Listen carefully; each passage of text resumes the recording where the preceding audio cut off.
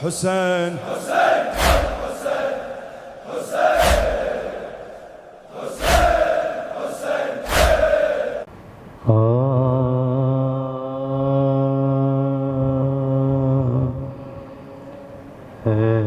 مجلس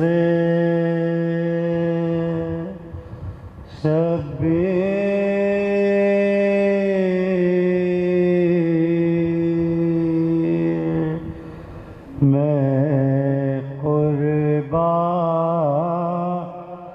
تیرے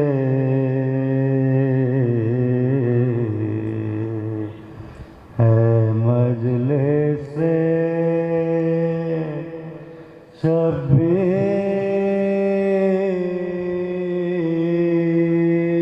شبیر میں قربان تیرے سکانے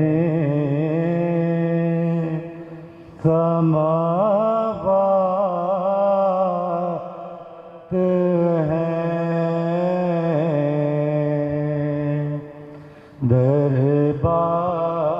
دربان تیرے زہرا کی دعا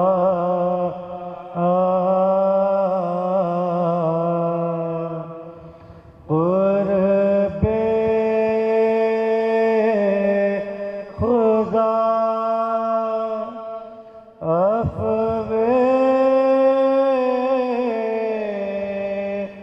خطا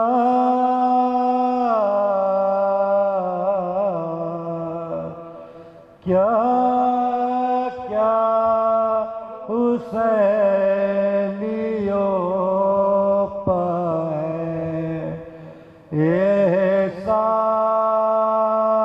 احسان تیرے اے مجلس شبیر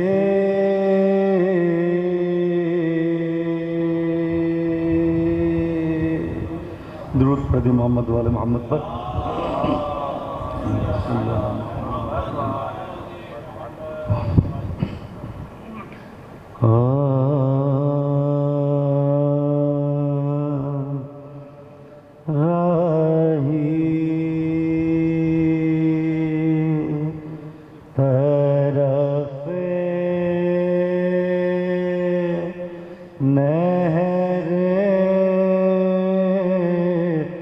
لبن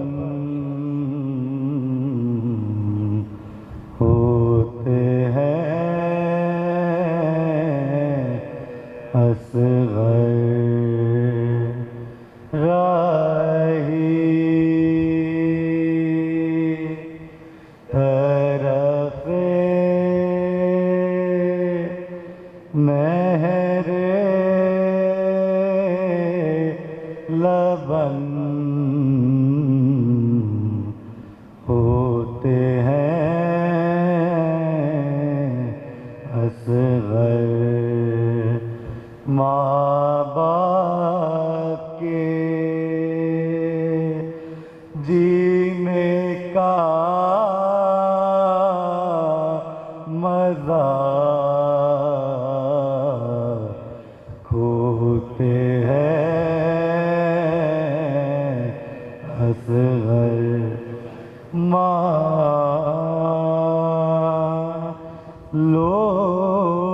لوریاں دیتی ہے نہیں سوتے ہیں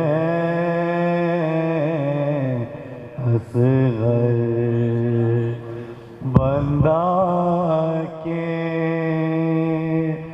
کیے کب سے پڑے روتے ہیں سانس الٹے جو آتے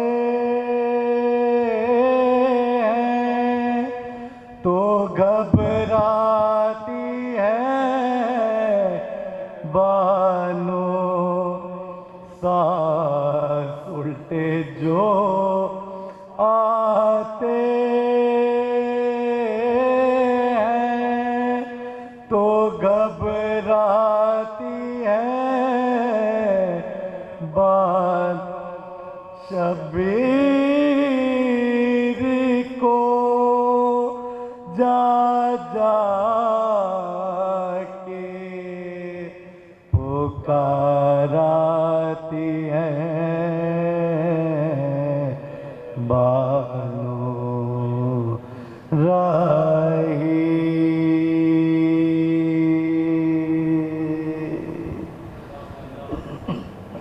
درود پڑھیے محمد والے محمد پر.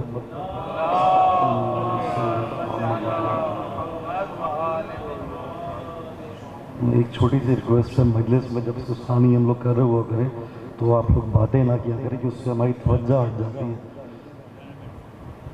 ابھی بھی وہی سلسلہ جاری ہے. میں نے کہا کہ مجالس جو ہیں یہ صرف پرسے کے لیے ہیں اور امام حسین کو پرسے کے لیے ہیں. کوشش کریں اگر اتنی اہم باتیں ہیں تو آپ ہر جا کے کر سکتے ہیں. درود پڑھیے محمد والے محمد پر.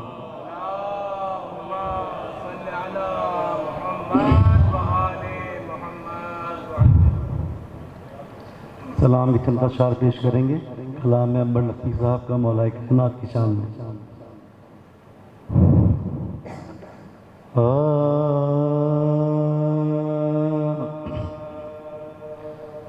زندگی بھر کی وفا کا صلہ مل جائے گا. زندگی بھر کی وفاؤں کا صلہ مل جائے گا. مرتضیٰ کے در پا تجھ کو خدا مل جائے گا. زندگی بھر کی وفاؤں کا صلہ مل جائے گا. مر مٹوں بامثل قمبر جب در در پر پھر مجھے بھی روشنی کا مرتبہ مل جائے گا. جو جبھی جھک جائے باب علم پاؤ سو ضرور زندگی کا ہر نشان ارتقا مل جائے گا. زندگی بھر کی وفاؤں کا صلہ مل جائے گا. کوئی مانے یا نہ مانے سب کے مولا ہے علی. کوئی مانے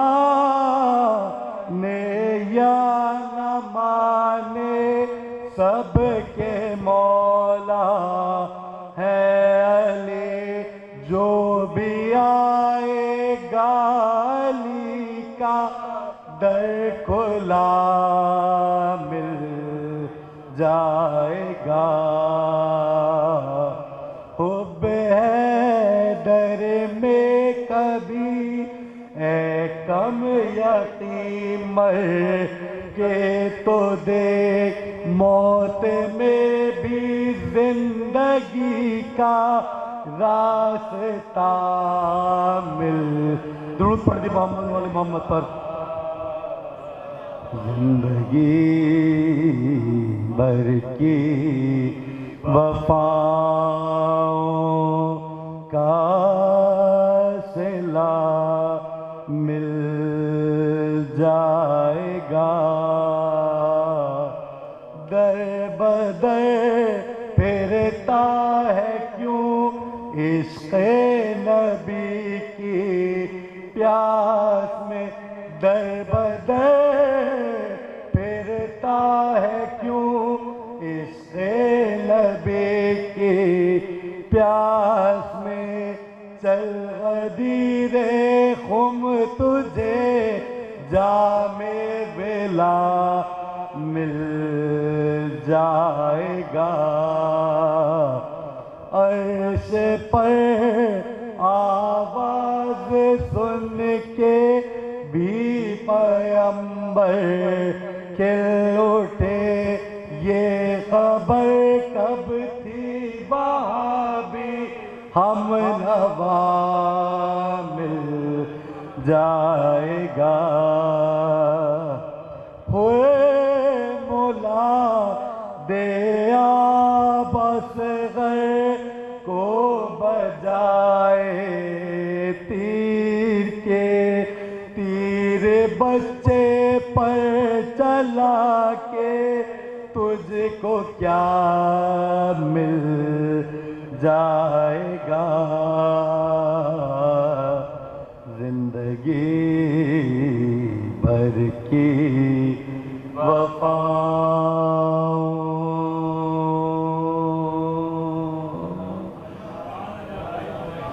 سورہ فاتحہ۔ بسم اللہ الرحمن الرحیم، اللہ رب العالمین الرحمن الرحیم۔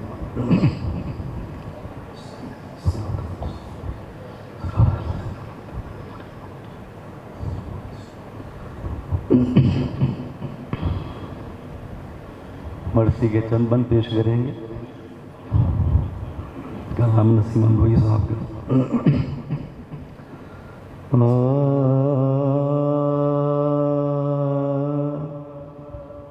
اصغر کو لے کرن کو شہ بیروبر،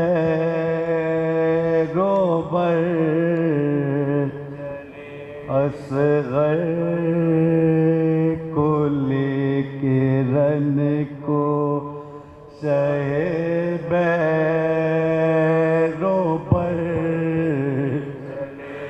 در تک تمام اہل حرم نو اگر، بانو پکاریے میرے لخت جگر، بچوں کا شور تالی اصغر کے در، کیا قہر ہے غلاموں سے منہ موڑ جا، اے شاہدی کے لا ہمیں چھوڑ جا، دولہا بنا جو بانوئے سرور کا بے زباں، زینب لائے لینے لگی ہو کہ نیم، منہ چوم کر جو سب نے دعا دی بسر، اصغر کا ہاتھ ماتھے پا رکھ कर पुकार लो बीबियो अब अपने कलेजों को रुख़्सत तलब है असग़रे नाज़ा सलाम गुल पड़ गया के असग़रे बेशीर अल नूर ऐने हज़रत शबीर अल माल पेरा कहते थे हम शीर अल किस्मत पुकारी है अदा तीर अल आले नबी पाहिजर सदमे बड़े और बच्चे भी शोर सुन के करीबा खड़े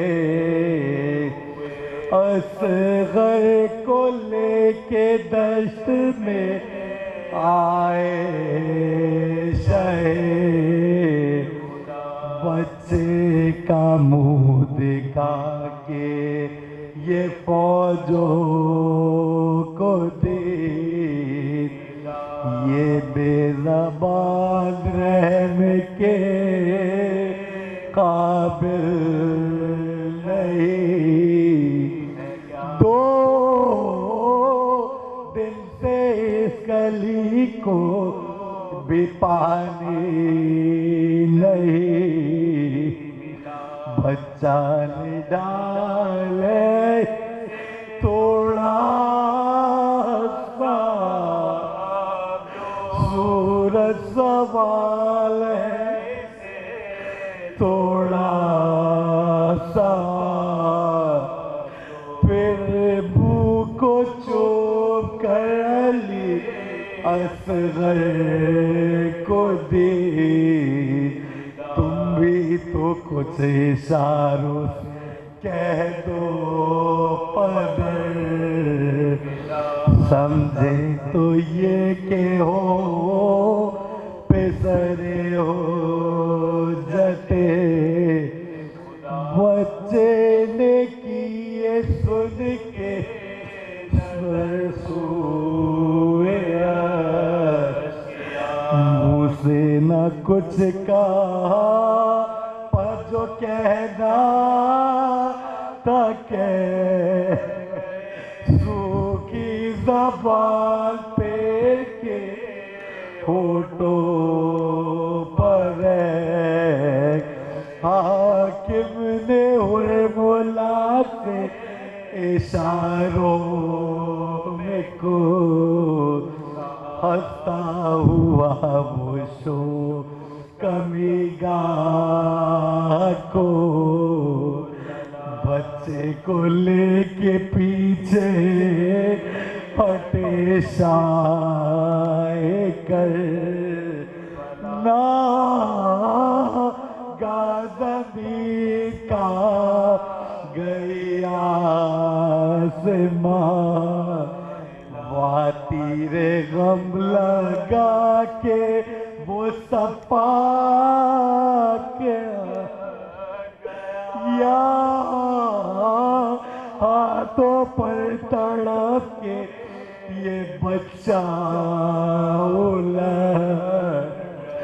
बाजू चिदाऊ से का बेशीर का एक आह भर के रह मज़लूम कर बेटे की सिमत देख के बोले कि मैं क्यों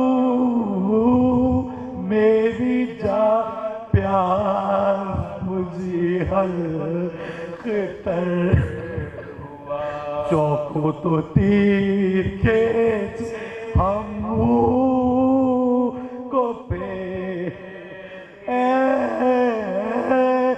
لال فلا کیجیو پوتے ہوشے چوکو تو تیر کھینچ ہم منہ کو پہ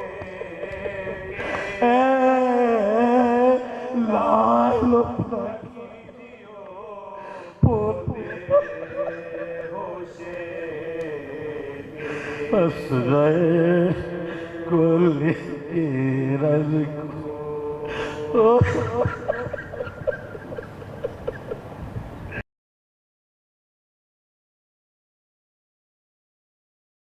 بسم اللہ الرحمن الرحیم الحمد للہ رب العالمین والصلاة والسلام علی اشرف الانبیاء والمرسلین سیدنا و مولانا ابی القاسم محمد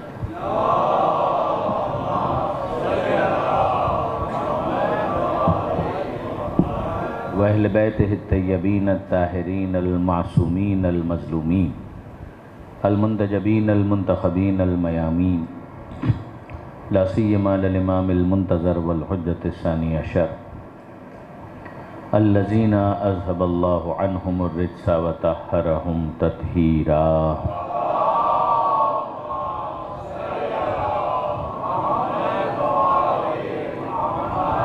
واللعنۃ الدائمۃ الباقیۃ علی اعدائہم اجمعین من یوم ظلمہم الی قیام یوم الدین رب اشرح لی صدری ویسر لی امری واحلل عقدۃ من لسانی یفقہوا قولی وجعلنی خالصا لوجہک الکریم یا اللہ صلوات علی محمد وآل محمد.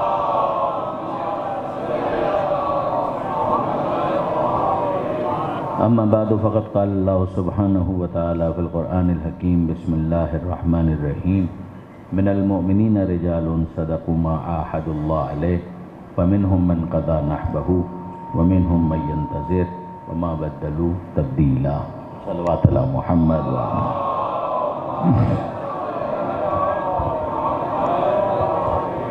برادران عزیز و خاران محترم، عاشور کے دن جو پروسیڈنگز ہیں اور کس طریقے سے یہ ایونٹس اور یہ سارے واقعات آگے بڑھتے ہیں اس پر گفتگو کرتے ہوئے کل میں نے آپ کی خدمت میں امام مظلوم کا ممارکۃ العرب خطبہ ذکر کیا تھا اور اس کے الفاظ بھی آپ کے سامنے پیش کیے تھے. میں نے یہ عرض کیا تھا آپ کی خدمت میں کہ جتنی بھی کتابیں کربلا کے واقعات سے متعلق لکھی گئی ہیں، امام حسین کی سیرت سے متعلق ہیں، ان میں کم و بیش یہ خطبہ آپ کو مل جائے گا، جس میں امام نے بڑے منطقی انداز سے اپنے نسب پر بھی غور و فکر کرنے کی دعوت دی اور ساتھ ہی ساتھ امام کے بارے میں جو سیادت کا ذکر ہے کہ یہ جنت کے جوانوں کے سردار ہیں اس سے امام نے استدلال کیا. پھر اس کے بعد پوچھا کہ کیا چارج شیٹ ہے، مجھ پر کیا تم فرض جرم عائد کرتے ہو؟ کیا کسی قتل کا بدلہ لینے کے لیے آئے ہو؟ کیا کسی زخم کا بدلہ لینے کے لیے آئے ہو؟ کیا کسی کا میں نے مال لوٹا ہے؟ کس سبب سے تم میرے خلاف آئے ہو؟ اور جب انہوں نے اس کے مقابلے میں یزید کی بیعت پر اصرار کیا تو گویا حجت تمام ہو گئی اور امام نے واضح طور پر کہہ دیا کہ لا اقر اقرار الابی، میں اپنا ہاتھ ان کے ہاتھ میں ذلیل انسان کی طرح سے نہیں دوں گا اور نہ ہی میں کسی غلام کی طرح سے کوئی اقرار کرنے والا ہوں اور کوئی بیعت کرنے والا ہوں. ہر چھ بعد بات پھر اس کے بعد زیادہ سے زیادہ یہی ہے کہ تم مجھے قتل کر دو گے تو اس کے لیے میں آمادہ اور تیار ہوں، مگر حجت تمام ہو گئی. اس خطبے کے بعد ایک اور خطبہ جو جناب زہیر ابن قین نے ارشاد فرمایا اور اس خطبے کے دوران بھی شمر نے درمیان میں انٹرفیئر کرنے کی کوشش کی. جناب زہیر کے اس خطبے کے اندر اگر آپ دیکھیں تو ایک طرف تو وہی دینی حمیت اور دینی جذبہ کہ پروردگار عالم نے اپنے حبیب کی آل کے ذریعے سے سب کی آزمائش کی ہے کہ خدا دیکھنا چاہتا ہے کہ لوگ آل محمد کے ساتھ کیا سلوک کرتے ہیں، یہ اس خطبے کے اندر ہے. اس طرح کی کچھ اور باتیں.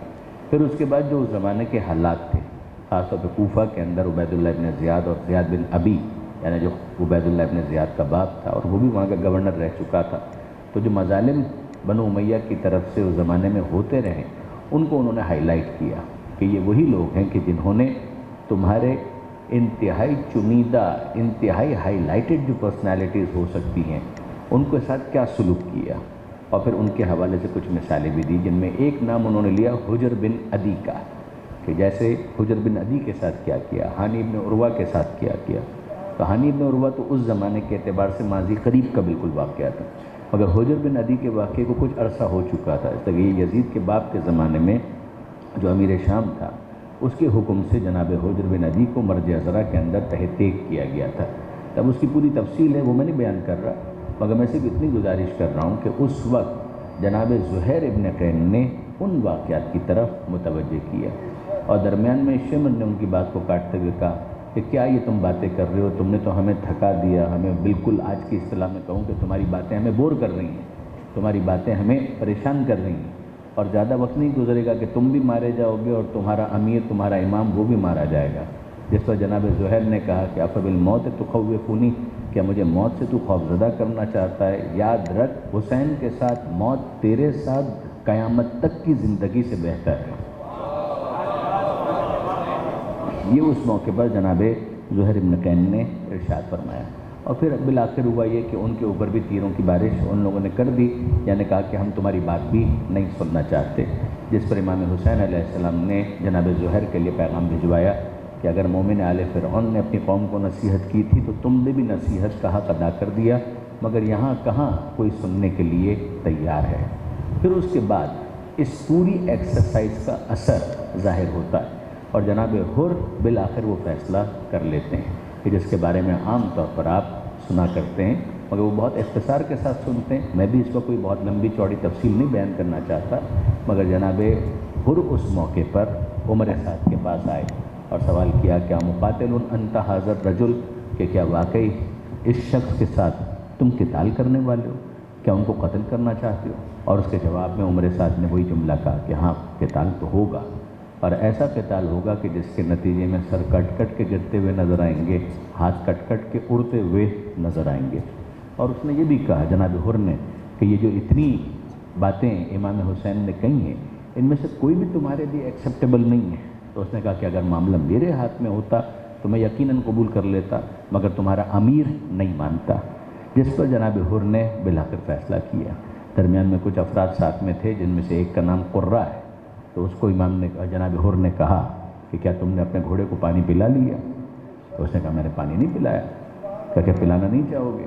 تو قرہ سمجھ گیا کہ اس وقت حر چاہتے ہیں کہ میں ان کو تنہا چھوڑ دوں، جس پر علامہ سید علی نقی صاحب کا بہت پیارا تبصرہ ہے، وہ فرمایا کرتے تھے کہ حر نے کچھ دیر کے لیے تقیے پر بھی عمل کیا۔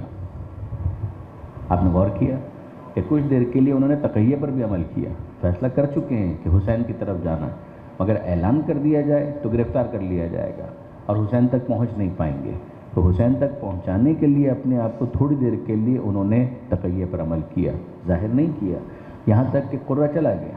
اور پھر مہاجر ابن اوس جو بالکل ایج پر، آپ یوں سمجھ لیجئے کہ جہاں سے امام کی طرف ان کو جانا تھا وہاں پر آخری جو فرد جس سے ملاقات ہوئی ہے اس کا نام ہے مہاجر ابن اوس، اور اس سے جب آخری گفتگو ہوئی تو اس نے یہ جملہ کہا کہ میں تمہاری کیا حالت دیکھ رہا ہوں، ہاتھ میں راشا، پیر میں لرزہ، بات نہیں کر پا رہے ہو، کوفہ کا سب سے بہادر کوئی مجھ سے پوچھتا تو میں تمہارا نام لیتا، مگر اس وقت جو تمہاری کیفیت ہے وہ تو عجیب ہے۔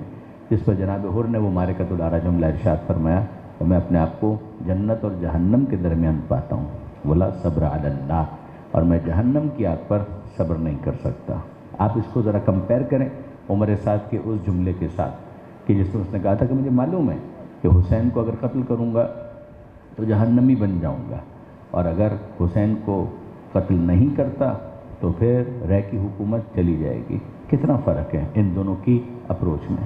وہ بالآخر رہ کی حکومت کا انتخاب کرتا ہے کہ جو بھی اس کو نہیں ملنے والی، لیکن یہاں پر جناب حر نے کہا سیدھی اور صاف بات ہے کہ لا صبر علی النار، یہاں دنیا میں اگر میری بوٹی بوٹی کر دی جائے اور مجھے اگر زخمی کر دیا جائے، قتل کر دیا جائے، میرا سر اتار لیا جائے، یہ تو میں قبول کر سکتا ہوں، لیکن یہ کہ آخرت کے عذاب پر اور جہنم کی آگ پر میں صبر نہیں کر سکتا۔ یہ کہہ کر انہوں نے چابک لگایا اور امام کے پاس تشریف لے گئے۔ وہاں پر امام کے پاس آ کر انہوں نے اپنا سر امام کے قدموں میں رکھ دیا، جس پر امام کے الفاظ ہیں، کہہ رہے تم کون ہو، اپنے نام تو بتاؤ۔ یعنی کہ امام کو نہیں پتا کہ ان کا نام کیا ہے؟ جب وہ شرمندگی کا اظہار کر رہے ہیں، معافی مانگ رہے ہیں، تو امام نہیں پہچان رہے ہیں، خوب پہچان رہے ہیں، مگر امام کہتے ہیں ما اسمو، تمہارا نام کیا ہے، نام تو بتاؤ۔ یعنی امام کہہ رہے ہیں تمہارا گناہ تو بہت دور کی بات ہے، میں اس وقت پہچان نہیں پا رہا ہوں، تم کون ہو، ذرا تعارف کرواؤ۔ یعنی شرمندگی نہ ہو کہ باقی باتیں بعد میں کریں گے، مگر پہلے تو اس شرمندگی کا جو احساس ہے اس کو ڈیمینش کیا جائے، منیمائز کیا جائے، پیسیفائی کیا جائے، تاکہ وہ احساس جو ہے جس کی وجہ سے وہ سر نہیں اٹھا پا رہے، کہا کہ نام کیا، نام تو بتاؤ۔ اور جب انہوں نے کہا کہ میں وہی ہوں کہ جس نے آپ کا راستہ روکا تھا، تو امام نے کہا کہ میں نے تو معاف کیا، مگر پھر یہ جو جملہ ہے انت کما سمت کا امک یا حر، اے حر تو تو ویسا ثابت ہوا کہ جیسا تیری ماں نے تیرا نام رکھا تھا، تو حر ثابت ہوا، آزاد۔ یعنی اس سے پہلے تو غلام تھا مگر اب تو حر ثابت ہوا۔ میں آپ سے پوچھتا ہوں، یعنی میں اپنے نوجوان دوستوں سے عرض کرنا چاہ رہا ہوں، ان سے پوچھنا چاہ رہا ہوں کہ یہ ماں کا حوالہ کیوں آ گیا؟ یہ ماں کا حوالہ کیوں آ گیا؟ یعنی حسین ابن علی کوئی حر کو بچپن کے دوست تو نہیں تھے جناب حبیب ابن مظاہر کی طرح سے، یہ علم امامت ہے نا کہ ان کو معلوم ہے کہ حر کا نام ان کی ماں نے حر رکھا ہے۔ غور کیجئے گا کہ حر کا نام حر اس کی ماں نے رکھا ہے، یہ حسین ابن علی کو کیسے پتہ چلا؟ یہ حسین ابن علی کا علم امامت ہے۔ چلیے، لیکن میں کہتا ہوں علم میں تھا، پھر بھی یہاں پر اس کو ریفر کرنے کی کیا ضرورت تھی؟ حسین ابن علی نے غضبناک ہو کر جب حر نے راستہ روکا تھا تو ایک جملہ کہا تھا، سکلت کا امک یا حر، اے حر تیری ماں تیرے ماتم میں بیٹھے، جس پر حر نے یہ کہا تھا کہ فرزند رسول کوئی اور اس طرح سے ذکر کرتا تو میں بھی ترکی بترکی جواب دیتا، مگر آپ کی ماں تو وہ ہے کہ جس کا نام وضو کیے بغیر میں لے بھی نہیں سکتا۔ امام نے اس احترام سیدہ کو یاد کرتے ہوئے اس کی ماں کو اہتمام کے ساتھ عزت دی ہے، توقیر دی ہے، کہ تیرے دل میں وہ جو ملال آیا تھا میں اس کو ختم کرنا چاہتا ہوں۔ اور اب فرماتے ہیں کہ تو ویسا ثابت ہوا کہ جیسے تیری ماں نے تیرا نام رکھا تھا، تو نے تو اس نام کی لاج رکھ لی۔ یہ 2 مرتبہ امام نے کہا ہے، جب وہ توبہ کے لیے تشریف لائے اس وقت بھی، اور جب شہید ہوئے اس وقت بھی۔ یہ یاد رکھیے گا برادران عزیز کہ جناب حر فوراً شہید نہیں ہوئے، کئی مرتبہ وہ میدان میں گئے، یعنی یہ جنگ چلی کتنی دیر کے لیے وہ تو آپ کے علم میں، اس ظرف زمان کے اندر، اس اسپین آف ٹائم کے اندر ملٹیپل ٹائمز جناب حر میدان میں گئے۔ جب پہلی مرتبہ جا رہے تھے تو ان کی تمنا یہی تھی کہ سب سے پہلے میں شہید ہو جاؤں، لیکن یہ ہے کہ یہ ہوا نہیں۔ پہلے مجاہد وہ بھی جناب حر نہیں ہے، جب وہ جا رہے تھے اس وقت تک کوئی شہید نہیں ہوا تھا، یہ بھی درست ہے۔ اب اس بات کو سمجھنے کے لیے تھوڑا سا میں چاہوں گا کہ آپ میرے ساتھ ساتھ چلیے اور ترتیب کے ساتھ ان واقعات کو سمجھنے کی کوشش کیجیے۔ درود بھیجیے گا محمد و آل محمد۔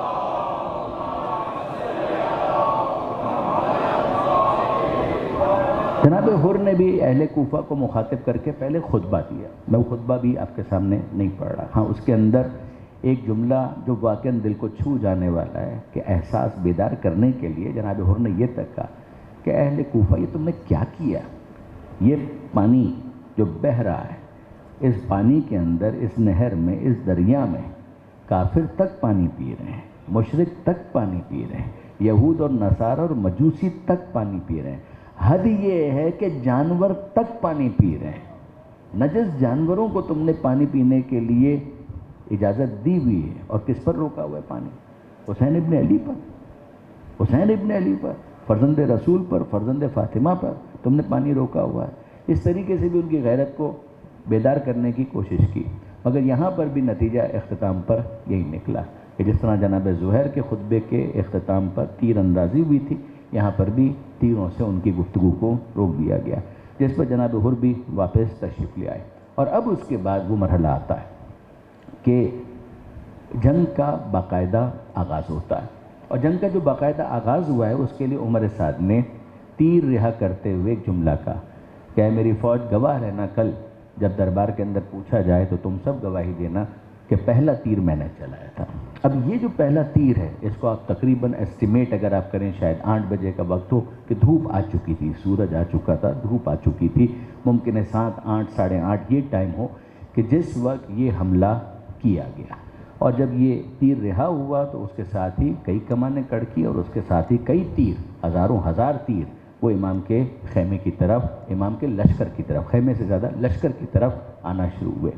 مگر سوال یہ پیدا ہوتا ہے کہ کیا یہ حملہ اولا ہے؟ یہ میں نے کیا لفظ استعمال کیا، حملہ اولا؟ حملہ تو آپ سمجھتے ہیں، عشرہ اولا یعنی پہلا عشرہ، اولا یعنی فرسٹ، جب وہ مؤنث کے ساتھ ہو تو پھر اس کو اولا کہا جاتا ہے، مذکر کے ساتھ ہو تو اس کو اول کہا جاتا ہے۔ مسلم اول شاہ مرداں علی، کہ پہلا مسلم شاہ مرداں کا علی، وہ علی تھے، تو یہ مسلم اول، عشرہ عشرہ اولا۔ اسی طرح سے حملہ حملہ اولا یعنی پہلا حملہ۔ یہ پہلا حملہ کیوں اتنا امپورٹنٹ بن گیا؟ پہلے حملے میں امام کی فوج کے 50 افراد شہید ہوئے ہیں، یعنی وہ تعداد جتنی بھی تھی ایک دم اس میں 50 افراد کی کمی واقع ہو گئی، لہذا اس کو کہتے ہیں حملہ اولا۔ اب وہ حملہ اولا کب ہوا؟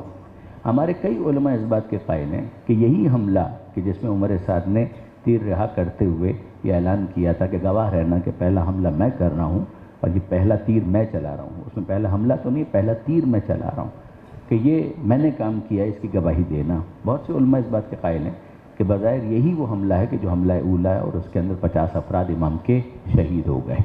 مگر اس کے مقابلے میں بعض محققین اصرار کے ساتھ اور شواہد کے ساتھ کہتے ہیں کہ نہیں، حملہ اولا جس کے اندر 50 افراد شہید ہوئے، یہ ظہر سے تقریباً 1 گھنٹے پہلے ہونے والا حملہ ہے، کہ جس میں کافی نزدیک آ کر تیروں کی بوچھاڑ ہوئی تھی اور اس کے نتیجے میں 50 افراد شہید ہو گئے تھے۔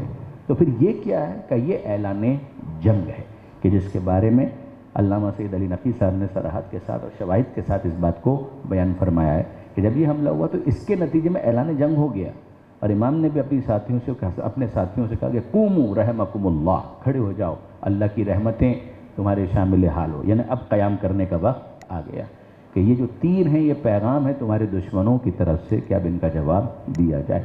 تو ظاہر ہے کہ یہ 50 افراد اگر فوراً شہید ہو گئے ہوتے تو امام کو پھر ان شہداء کی طرف جانا چاہیے تھا، نہ یہ کہ اپنے ساتھیوں سے کہنا چاہیے تھا کہ اب قیام کرو، قیام کا وقت آ گیا۔ وہ اعلان جنگ ان کی طرف سے، یعنی بات انصاف کی بات یہ ہے کہ اس کے اندر بہت وزن محسوس ہوتا ہے، اور پھر اس کے بعد امام کی طرف سے بھی تمام کے تمام ساتھی کھڑے ہوئے۔ اور اب اس کے بعد جو جنگ کے 2 انداز ہیں، ایک وہ جنگ ہے کہ جس کے اندر لشکر سے لڑ رہا ہے، اور ایک ہے مبارزت طلبی، کہ جس کے اندر ایک دشمن کی طرف سے آ رہا ہے، ایک حسین کی طرف سے جا رہا ہے، جو ایک ٹریڈیشنل ایک انداز ہے کہ 1 on 1، یا سامنے سے 2 افراد آ گئے، یہاں سے 1 گئے یا یہاں سے بھی 2 گئے، اس انداز کی جنگ۔ تو وہ جنگ پھر بالآخر شروع ہوئی، اور اس جنگ کے لیے جو دشمن کی طرف سے پہلے 2 افراد آئے ہیں ان کا نام ہے یسار اور سالم۔ یہ عبید اللہ ابن زیاد اور زیاد کے غلام تھے، اور وہ میدان میں آئے اور میدان میں آ کر مبارز طلب ہوئے۔ ان کے مقابلے پر جناب حبیب جانا چاہتے تھے، بریر جانا چاہتے تھے، جناب زہیر جانا چاہتے تھے، مگر امام نے کہا کہ نہیں، تم لوگ ابھی نہیں۔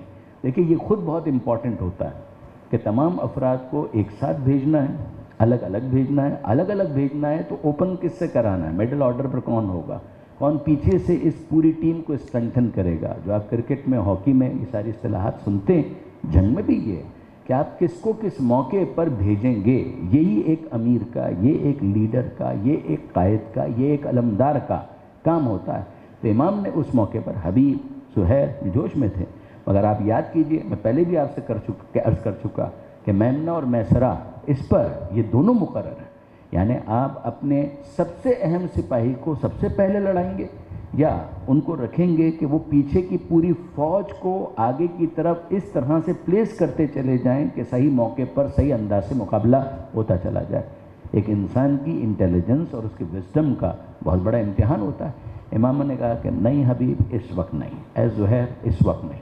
عبداللہ ابن عمیر کلبی یہ امام کے لشکر کے اندر موجود تھے، عبداللہ بن عمیر کلبی، ان کا تعلق بھی کوفہ سے تھا۔ اس وقت ہم ظاہر ہے کہ حالات شہداء کے اوپر کوئی لمبی چوڑی گفتگو کر بھی نہیں رہے، اس کی گنجائش بھی نہیں، مگر عبداللہ ابن عمیر کلبی ان ساتھیوں میں سے ہیں کہ جو کوفہ سے آئے تھے، اور جب وہ آ رہے تھے اور ان کو پتہ چلا تھا کہ حسین ابن علی سے یہ لشکر مقابلے کے لیے جا رہا ہے، تو انہوں نے اپنے آپ سے سوال کیا تھا کہ میری تو بڑی تمنا تھی، میری تو بڑی خواہش تھی کہ کاش میں بدر میں ہوتا، کاش میں احد میں ہوتا اور پیغمبر کی طرف سے کفار اور مشرکین سے جنگ کرتا۔ یہ لوگ حسین سے لڑنے جا رہے ہیں، اگر حسین کا ساتھ دیتے ہوئے میں ان لوگوں سے لڑوں گا تو ثواب کفار اور مشرکین سے لڑنے کے حوالے سے کم نہیں ہوگا، یہ ویسا ہی ثواب ملے گا، شاید اس سے بھی بڑھ کر ثواب ملے۔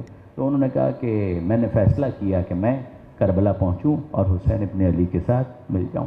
تو وہ کوفہ سے آئے۔ یہ ان چند افراد میں سے ہیں کہ جن کی ازواج بھی ان کے ساتھ تھی۔ جناب عبداللہ ابن عمیر کلبی، ان کی زوجہ تھی جناب ام وہب، ان کے ساتھ یہ کربلا تشریف لائے تھے۔ یعنی کم افراد ہیں کہ جن کی زوجات بھی وہاں پر موجود تھی، جیسے مسلم بن اوسجا، ان کی زوجہ بھی کربلا کے میدان میں موجود تھی، ان کی ایک کنیز تھی وہ بھی کربلا میں موجود تھی، مگر عبداللہ ابن عمیر کلبی ان کی زوجہ بھی موجود تھی، ام وہب۔ اور انٹرسٹنگلی یہ جناب ام وہب وہ ہیں کہ جو کربلا میں شہید بھی ہوئی، ورنہ عام طور پر کربلا میں خواتین شہداء کا ذکر نہیں ملتا، لیکن یہ ام وہب جو ہے وہ لیٹر فیز کے اندر لیکن کربلا کے اندر شہید بھی ہوئی۔ عبداللہ ابن عمیر کلبی کو یہ شرف حاصل ہوا کہ امام کی طرف سے پہلے مجاہد بن کر میدان میں یہی گئے۔ بدقسمتی ہے کہ عبداللہ ابن عمیر کلبی کا ہمارے یہاں ذکر بہت زیادہ نہیں ہوتا، بزرگان کی بات نہیں کر رہا ہوں، بچوں کی اور جوانوں کی بات کر رہا ہوں۔ تو عبداللہ ابن عمیر کلبی انہوں نے اپنے آپ کو پریزنٹ کیا، امام نے سر سے لے کر پاؤں تک دیکھا اور اپنے مجاہد کو بڑے اہتمام کے ساتھ اجازت دی کہ تیرا سینہ، تیری کلائیاں، تیرا انداز بتاتا ہے کہ تو بہادر جوان ہے، اگر میدان میں جانے کا ارادہ ہے تو میں تجھے اجازت دیتا ہوں۔ وہ اجازت لینے کے لیے آیا، حسین نے اس اہتمام کے ساتھ عبداللہ ابن عمیر کو اجازت دی، اور جب وہ میدان کے اندر گیا تو یسار اور سالم انہوں نے لڑنے سے انکار کر دیا۔ انہوں نے کہا کہ نہیں، تم سے ہم نہیں لڑیں گے۔ کیوں؟ ایسے کہ تم ہمارے لیول کے نہیں، اگر کسی کو بھیجنا ہے تو حبیب کو بھیجا جائے، زہیر کو بھیجا جائے، تم سے ہم نہیں لڑنا چاہتے۔ عبداللہ ابن عمیر کلبی نے کہا اجازت مجھے مل چکی ہے حسین ابن علی سے، میں تم سے اجازت لینے کے لیے نہیں آیا، میں تم سے لڑنے کے لیے آیا ہوں۔ اگر لڑنا چاہتے ہو، آئے ہو تم میدان کے اندر، تو پھر اب مقابلہ کرو۔ اور مقابلہ کرتے کرتے ایک کو تو فوراً ہی انہوں نے قتل کیا، اور دوسرے نے ان کے اوپر جب حملہ کیا ہے تو ان کی انگلیاں قطع ہو گئیں، ان کی انگلیوں سے خون بہنے لگا۔ اور اس موقع پر جو وہ رجس پڑھ رہے تھے، رجس یعنی میدان جنگ کے اندر اپنا تعارف کروانا، اپنے آپ کو حوصلہ دینے کے لیے، اپنی بہادری کے اظہار کے لیے، اپنے دل کو مضبوط کرنے کے لیے مختلف انداز سے کہ میرا کاز کیا ہے، میرا مشن کیا ہے، میرا ایجنڈا کیا ہے، کیوں میں میدان میں آیا ہوں، تو انہوں نے جو رجس پڑھا تھا اس میں انہوں نے اپنی زوجہ کا بھی تذکرہ کیا کہ میرا وعدہ رہا ام وہب، انی زعیم لک ام وہب، کہ میں خاندان رسول سے دفاع کرتا رہوں گا۔ جب وہ یہ کہہ رہے تھے تو ام وہب خیمے کے قریب کہیں پر در خیمہ پر ان کی یہ آواز سن رہی تھی، اتنی جوش میں آ گئیں کہ وہ خود بھی میدان کے اندر آ گئی۔ جناب ام وہب خود بھی میدان کربلا کے اندر تشریف لے آئیں، اور انہوں نے کہا کہ میں بھی تمہارے ساتھ ان لوگوں سے جنگ کروں گی۔ یعنی آپ ذرا واقعاً اس کا جوش، اس کا جذبہ دیکھیں، اور ایک طرح سے غربت حسین دیکھیں۔ اس نے حملہ کر دیا، اور جب عبداللہ ابن عمیر نے دیکھا کہ میری زوجہ اس طرح سے میدان میں آ چکی ہے تو پھر وہ ان کو سنبھالنے کے لیے آگے بڑھے، اور جب وہ ان کو سنبھال رہے تھے تو اس نے اپنی ابا جناب عبداللہ ابن عمیر سے چھوڑا نہیں جائے گا کہ نہیں، میں تمہارے ساتھ جب تک موت کے منہ میں نہیں چلی جاتی میں ان سے لڑتی رہوں گی۔ ایسے میں امام حسین نے کہا کہ خدا تم دونوں کو، میاں بیوی کو جزائے خیر دے کہ تم نے بہت حق ادا کیا، اے مومنہ واپس پلٹا، بیویوں کے پاس چلی جائے، خدا نے تجھ سے اس جہاد کو ساکت رکھا ہے۔ وہ ام وہب اس موقع پر واپس تشریف لے آئیں، بیویوں کے پاس چلی گئی، ظاہر ہے کہ بیویوں نے سینے سے لگایا، حوصلہ دیا، سب کچھ، لیکن اب اس کے بعد عبداللہ ابن عمیر ان کے مقابلے پر کوئی نہیں آ رہا تھا۔ پھر واپس ذہن میں رکھیے گا، ہزاروں کا لشکر سامنے ہے اور یہاں پر 100 سے کچھ زیادہ افراد ہیں، ان میں جو پہلا گیا ہے 2 کو قتل کیا، اور اب سامنے سے کوئی آنے کے لیے تیار نہیں ہے۔ یہ ہے کیفیت یزیدی لشکر کی کہ چاہے ان کی تعداد آپ کو بہت زیادہ لگے مگر ان کی کیفیت ایسی ہے، بزدلی والی کیفیت آپ کو دکھائی دے گی۔ درود بھیجیے گا محمد و آل محمد۔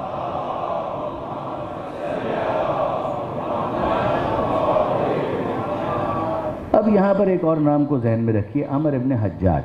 جس طرح سے میں نے کہا تھا کہ ادھر اگر آپ دیکھیں گے تو جناب حبیب اور زہیر، یہ میمنے اور میسرے کے اوپر امام نے ان کو مقرر کیا، سامنے سے شمر کو مقرر کیا۔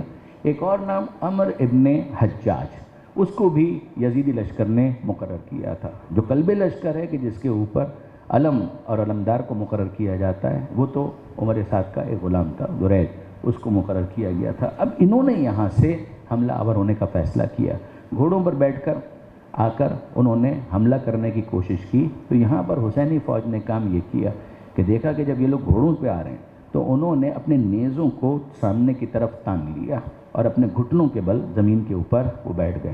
تو جو گھوڑے تھے جب انہوں نے آتے ہوئے دیکھا کہ یہاں پر تو نیزے ہیں جو ہمارے استقبال کے لیے تیار ہیں، تو یہ تو آر پار ہو جائیں گے، تو انہوں نے وہیں سے ان سواروں نے اپنے رخ کو تبدیل کر لیا۔ اس کے بعد پھر پیچھے سے ادھر سے امام کے ساتھیوں نے تیر اندازی کی اور کچھ افراد ان کے وہاں سے شہید ہو گئے۔ اب آپ دیکھیے، اندازہ کیجئے کہ یہ 100 سے کچھ زیادہ افراد ہیں۔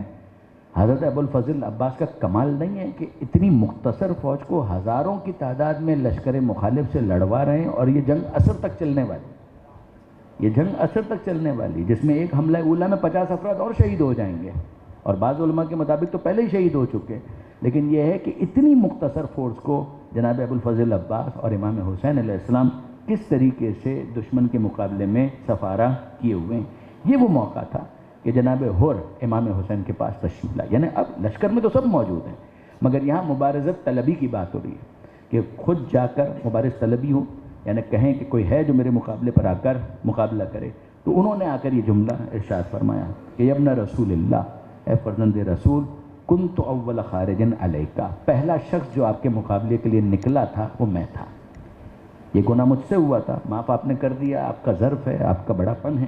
فاذن لی، اب مجھے اجازت دیجئے، لأکون اول قتیل، کہ میں پہلا شہید بھی بن جاؤں۔ قتیل یعنی مقتول یعنی شہید، بین یدیک، آپ کے سامنے، واول من یصافح جدک غدا، اور پہلا وہ شخص بن جاؤں کہ جس کو شرف ملے کہ آپ کے جد محمد مصطفیٰ کے ہاتھوں پر دستبوسی۔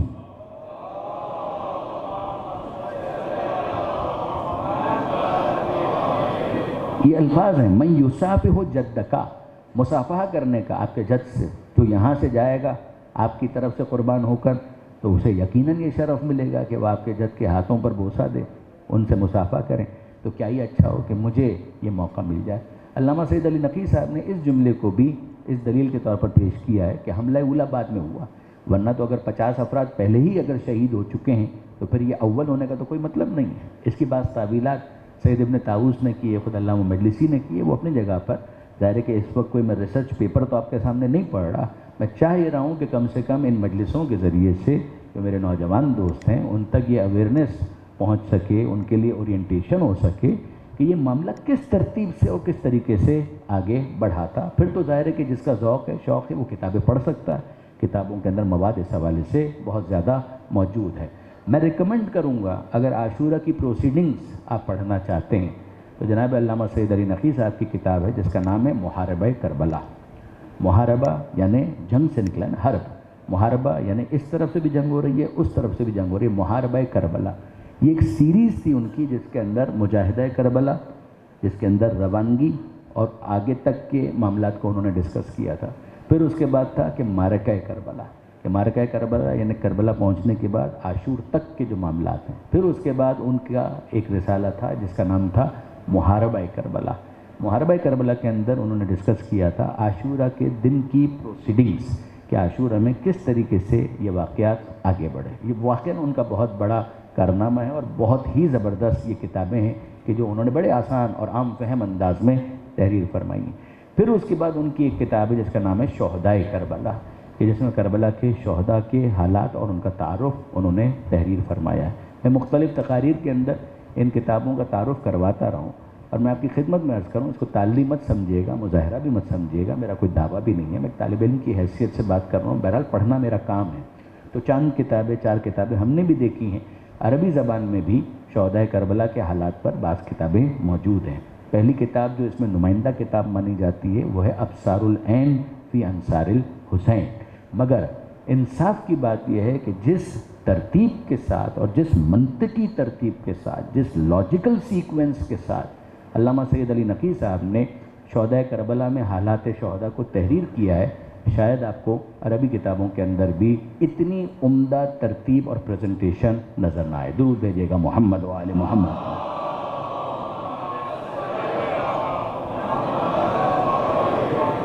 اب جناب حر ظاہر ہے کہ جب ان کو اجازت ملی تو وہ میدان میں گئے اور انہوں نے میدان کے اندر آ کے باقاعدہ رجز پڑھا۔ میں تبرکاً ان کا رجز بھی آپ کے سامنے عرض کر دیتا ہوں۔ 1 سے زائد مرتبہ انہوں نے مختلف رجز پڑھے ہیں، مگر یہ ذرا دیکھیے، انی انا الحر، میں اور یقیناً میں حر ہوں، ومأوى الضیف، میں ہوں مہمانوں کی میزبانی کرنے والا، اضرب فی اعناقکم بالسیف، تمہاری گردنوں پر تو ضرب لگاؤں گا تلوار کے ذریعے سے. مہمان اگر کوئی آتا تو میں بہترین میزبان ثابت ہوتا، مگر تم تو دشمن بن کر آئے ہو، تو اپنی گردنیں سنبھالو. اضرب فی اعناقکم بالسیف، میں ضرب لگاؤں گا تمہاری گردنوں پر سیف تلوار کے ذریعے سے. ان خیر من حل بارض الخیف، اس کی طرف سے، اس حسین کی طرف سے یہ ضرب لگاؤں گا. حرم کی حدود ہو یا کوئی اور جگہ، اس سے بہتر انسان روئے زمین پر کوئی دوسرا موجود نہیں ہے. اضربکم ولا ارى من حیف، تمہیں ماروں گا، تمہیں قتل کروں گا، تمہیں ضرب لگاؤں گا، اور یاد رکھنا تم سے لڑنے پر مجھے کوئی شرمندگی نہیں ہے. تم سے لڑنے پر مجھے کوئی شرمندگی نہیں. کسی بے گناہ کا خون بہاؤں تو یقیناً شرمندگی ہوگی. شرمندگی تو تمہیں ہونی چاہیے کہ تم فرزند رسول کو قتل کر رہے ہو، لیکن مجھے کوئی شرمندگی نہیں ہے. میں اس کو حیف نہیں سمجھتا کہ میں کیوں تم پر حملہ آور ہوں، اس لیے کہ ہم دفاع کر رہے ہیں. اس موقع پر یزید بن سفیان تمیمی، یہ وہ شخص ہے جس نے کہا تھا کہ جب حر فلور کراس کر رہے تھے اور امام کی طرف جا رہے تھے وہ چلے گئے. اس موقع پر یزید بن سفیان تمیمی نے یہ کہا تھا کہ اگر مجھے پتہ چل جاتا نا کہ حر جا رہا ہے تو میں وہیں پر اس کا کام تمام کر دیتا، اس کو جانے بھی نہیں دیتا، وہیں پر اس کی گردن اتار لیتا. جب جناب حر میدان میں آ کے لڑ رہے تھے تو حسین بن تمیم، جس کا تذکرہ آپ پہلے بھی سن چکے ہیں، پھر یاد کیجئے قادسیہ کی وہ چوکی کہ جہاں پر 5000 کا لشکر تھا، کہ جہاں سے جناب حر 1000 کے لشکر کے ساتھ الگ ہوئے تھے امام کا راستہ روکنے کے لیے، اور پھر بعد میں یہ 4000 افراد بھی حسین بن تمیم کے ساتھ کربلا پہنچے امام سے لڑنے کے لیے. اس حسین بن تمیم نے، اب تو میدان ہے، میدان سجا ہوا ہے، تو حسین بن تمیم نے یزید بن سفیان تمیمی سے یہ کہا کہ تم نہیں کہہ رہے تھے کہ اگر مجھے پتہ چل جاتا کہ حر اس طرف جا رہے ہیں تو میں ان کو قتل کر دیتا؟ کہا بالکل کہا تھا. کہا ذرا دیکھو وہی حر میدان میں آ چکا ہے، یہ تو بہت عمدہ موقع ہے کہ تم جاؤ اور جا کر حر کو قتل کر دو. کیا مقابلہ کرنا پسند کرو گے؟ کہا کیوں نہیں. وہ آیا اور آ کر اس نے حر کا مقابلہ کیا. الفاظ یہ ہیں کہ لگ یہ رہا تھا، جیسے ہی مقابلہ شروع ہوا لگ یہ رہا تھا کہ جیسے حر کے قبضے میں یزید بن سفیان تمیمی کی جان ہے. فوراً ہی اس کو قابو کیا اور اس کو قتل کر دیا. یہ موقع تھا کہ جب جناب حر کے مقابلے میں بھی اب کوئی نہیں آ رہا تھا، اور جناب حر بھی بالآخر واپس خیمے کی طرف. ابھی تک کوئی حسین کی طرف سے شہید نہیں ہوا ہے. عبداللہ ابن عمیر کلبی شہید نہیں ہوئے. عمر ابن حجاج نے مل کر جو حملہ کرنا چاہا اس کے اندر وہ نیزوں کو سامنے تان لیا گیا، وہ سب کے سب ریٹرن ہو گئے. پھر اس کے بعد یہ جناب حر کا معاملہ ہوا. حر ابھی تک شہید نہیں ہوئے. یعنی میں اس کو تنقید مت سمجھے گا، میں خود اسی طریقے سے پڑھتا ہوں کہ جب مختصراً پڑھیں گے مصائب کی منزل پر تو جناب حر کا ذکر کرتے ہیں اور ان کی اجازت طلب کرنے کے معاملات کو ڈسکس کرتے ہیں، پھر بالآخر ان کی شہادت کو بیان کر دیا جاتا ہے. مگر جناب حر اتنی جلدی شہید نہیں ہوئے ہیں. یہ آپ دیکھ سکتے ہیں کہ وہ گئے، ارادہ ان کا یہی تھا کہ پہلا مقتول، پہلا شہید میں بنوں، مگر پریکٹیکلی ایسا ہوا نہیں. سامنے جو آ رہا تھا وہ مار کھا کے جا رہا تھا، اور پھر جناب حر واپس آئے. اب ان کے بعد ایک اور شخصیت ہمارے سامنے آتی ہے، امام نے ان کو اجازت دی. یہ کون ہے؟ نافع بن ہلال جملی. یہ نافع بن ہلال جملی یہ بہت اچھے عمدہ تیر انداز تھے. یہ بھی شہید نہیں ہوئے، مقابلہ کیا انہوں نے، اور ان کا انداز جو ہے وہ بڑا تبرے والا ہے. میں معذرت یہ، لیکن یہ ہے کہ بہرحال حقیقت یہی ہے کہ جناب نافع بن ہلال جملی، اچھا بعض افراد ان کو ہلال ابن نافع بھی پڑھتے ہیں، لیکن نافع بن ہلال جملی، ان کا معاملہ کیا تھا؟ ایک مشہور روایت آپ نے یقیناً سنی ہوگی، وہ مقتل کے اندر ہے کہ شب عاشور امام مقتل کا جائزہ لینے کے لیے رات میں جب تشریف لے گئے تو ساتھیوں کو تو خیموں کے اندر اور کسی کو سرحد پر، جو خیموں کی سرحد تھی ان کے اوپر مقرر کیا ہوا تھا، اور پھر خود آئے مقتل کی طرف تو پیچھے محسوس کیا کہ جیسے کوئی آ رہا ہے، اور پیچھے مڑ کر دیکھا کون؟ کہ میں، یہ وہی نافع بن ہلال جملی. اور انہوں نے کہا کہ فرزند رسول میرا دل نہیں مانتا کہ آپ جائیں، اکیلے جائیں، میرا دل نہیں مانتا، مجھے کم سے کم اپنے ساتھ ساتھ جانے دیجیے. جو عام طور پہ شب عاشور کو یہ روایت پڑھی جاتی ہے. اب یہ نافع بن ہلال جملی یہ خود تیر انداز، بہت ماہر تیر انداز، بہت ماہر تیر انداز. انہوں نے اپنے تیر باقاعدہ سنبھال کے اسٹور کر کے سنبھال کے رکھے ہوئے تھے، اور تاک تاک کر مارتے تھے، اور ان کا نشانہ بڑا زبردست ہوا کرتا تھا. یہ جب میدان میں گئے ہیں تو انہوں نے کمال کا جملہ ارشاد فرمایا. یعنی اگر اب تک آپ نے غور کیا ہو تو میں نے کئی مرتبہ اس بات پر اصرار کیا ہے کہ دین کا حوالہ کتنی جگہوں پر آپ کو نظر آ رہا ہے؟ دین دین دین.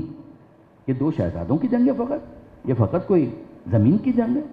یہ فقط کوئی سیاسی جنگ ہے؟ نہیں، یہ دین کی جنگ ہے. آپ ولید کا جملہ سن چکے جو بنو امیہ سے تعلق رکھتا ہے. آپ نعمان بن بشیر کا تذکرہ سن چکے جو کوفے کا گورنر تھا اور بنو امیہ کا گورنر تھا. لیکن آپ غور کیجئے، یہ سب کے سب اپنے دین کے حوالے سے پریشان. حد یہ ہے کہ عمر سعد وہ کہہ رہے ہیں مجھے معلوم ہے کہ حسین کو قتل کروں گا تو دین جاتا ہے، جہنم میں مجھے ڈال دیا جائے گا. آپ نے حر کا جملہ سنا، میں اپنے آپ کو جنت اور جہنم کے درمیان پاتا ہوں، میں جہنم کی آگ پر صبر نہیں کر سکتا. علامہ سید علی نقی صاحب نے ایک اور رسالہ لکھا. یعنی اگر آپ حساب کتاب جوڑیں گے تو میرا اندازہ ہے کہ انہوں نے کربلا کے حوالے سے مختلف موضوعات پر 2000 سے کچھ زیادہ صفحات لکھے ہیں. 2000 سے زیادہ صفحات لکھے ہیں. اور معرکۃ الآراء وہ میٹر اور مواد ہے کہ جو انہوں نے تحریر فرمایا. ان کی ایک کتاب یا کتابچہ، اس کا نام ہے قاتلان حسین کا مذہب، موجود ہے نیٹ پر بھی آپ کو مل جائے گا، اور اس کے علاوہ شاید اس کی ہارڈ کاپی بھی آپ کو کہیں نہ کہیں مل جائے گی. جو ہماری مرکز احیاء آثار بر صغیر، جس کا مقصد ہی یہ ہے کہ سب کانٹیننٹ کے جو ریمینز ہیں ان کو ریوائیو کیا جائے، جو وہاں جہاں کا معرکۃ الآراء کام ہے اس کو لوگوں کے سامنے پریزنٹ کیا جائے. اس کی ویب سائٹ پر بھی آپ کو مل جائے گا، MAABLIB.org پر، وہاں پر بھی یہ کتاب موجود. اس میں انہوں نے اس پر گفتگو کی، قاتلان حسین کا مذہب کیا تھا. یہ جو کہا جائے کہ بھئی یہ سارے کے سارے شیعہ تھے، شیعہ تھے یہ سارے کے سارے شیعہ تھے. یہ جو حسین کی مخالفت پر آمادہ ہیں ان کو قتل، یہ سب شیعہ تھے، نعوذ باللہ من ذلک. تو پھر یہ کون تھے کہ جو حسین کے ساتھ کھڑے تھے؟ شیعہ تو اس کو کہتے ہیں کہ جو ساتھ ہو. اب یہاں پر بات یہ آئی کہ بہت سے ایسے واقعات ہوئے ہیں، تبری نے لکھے اور دوسرے مورخین نے لکھے کہ جس کو انہوں نے وہاں پر ریفرنس کے طور پر پیش کیا ہے. اس میں سے یہ بھی ہے کہ یہاں پر جب نافع میدان کے اندر گئے تو انہوں نے للکار کر، یعنی ایک ہوتا ہے نا کہ بعرض معذرت، یہ تعبیر میں استعمال کروں یا نہیں کروں، چلیے احتیاط کے ساتھ یہ تعبیر استعمال کرتا ہوں. ایک خطیب ہے، وہ خطیب بھی بڑا محتاط خطیب ہوتا ہے. ایک خطیب ہوتا ہے بڑا کھلا ڈولا خطیب ہوتا ہے، وہ کہتا ہے کہ نہیں جناب میں تو اپنے انداز سے تقریر کروں گا، فضائل بھی اپنے انداز سے بیان کروں گا، مصائب بھی اپنے انداز سے بیان کروں گا. مثال کے طور پر آپ کہیں گے جناب علامہ طالب جوہری صاحب جب تقریر کریں گے تو ان کا انداز الگ ہوگا. جب علامہ عرفان حیدر عابدی صاحب تقریر کیا کرتے تھے تو ان کا انداز تھوڑا سا الگ ہوگا. تو ایک علمی شان، ایک نجف کا بیک گراؤنڈ، اس انداز سے وہ تقریر کریں گے. عرفان صاحب تھوڑے کھلے ڈولے انداز میں تقریر کریں گے جو ان کا انداز ہوا کرتا تھا، وہ آپ جانتے ہیں. تو ہوا یہ کہ یہاں پر یعنی اس سے کوئی شوشہ لے کر نہ چلا جائے کہ میں کربلا کے شہداء کو اس طرح سے کمپیئر کر رہا ہوں، اسے سمجھانے کے لیے عرض کر رہا تھا کہ ہوا یہ کہ یہاں پر جناب نافع نے ذاکر آل محمد بننے کا فیصلہ کیا. وہ آئے اور آ کر انہوں نے صرف مبارز طلبی نہیں کی، انہوں نے اپنا تعارف جو کروایا ہے، جو رجس پڑھا ہے تو اس انداز سے پڑھا ہے، انا جملی، میں کون ہوں؟ کہ میں ہوں جملی. پھر اگلا جملہ کیا ہے؟ انا جملی انا علی دین علی.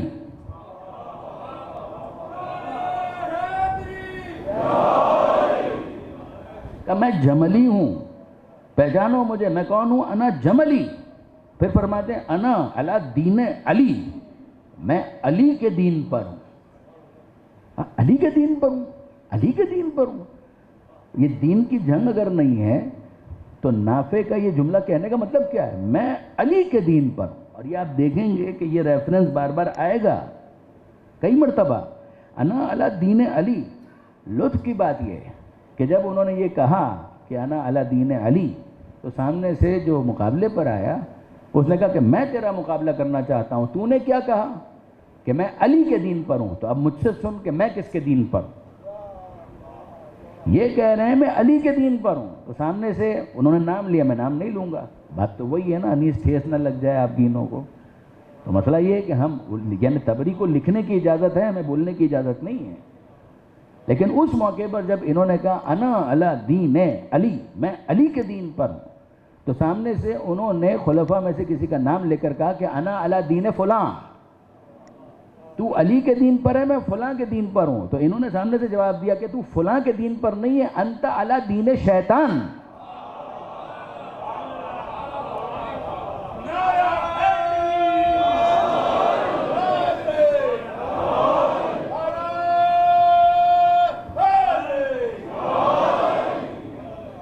انہوں نے پہلے کہا انا علی دین علی، انا جملی انا علی دین علی۔ مزاحم بن حریث وہ سامنے مقابلے پر آیا، اس نے کہا تو یہ کہتا ہے کہ تو علی کے دین پر ہے، تو میں یہ کہتا ہوں کہ میں فلاں کے دین پر ہوں۔ تو جیسے اس نے کہا فلاں کے دین پر ہوں، تو انہوں نے نافع نے کہا نا فلاں نہیں، انت علی دین شیطان، تو شیطان کے دین پر ہے۔ اور پھر مقابلہ ہوا اور مزاحم بن حریث کو نافع نے قتل کیا۔ جب وہ بھی قتل ہو گیا تو اس موقع پر اور کوئی نافع کے مقابلے پر بھی آنے کے لیے تیار نہیں تھا۔ ایز اے رزلٹ نافع بھی واپس اپنے مرکز کی طرف تشریف لے آئے۔ یعنی آپ یہ سمجھے کہ درمیان میں کھلا میدان ہے کہ جس میں یہ جنگ ہو رہی ہے، اس میں جب پینیٹریشن کی کوشش ہوتی ہے تو وہاں سے لشکر آتا ہے، یہاں سے جواب دیا، یہ سب ہو رہا ہے جو ایک پہلے میں عرض کر چکا۔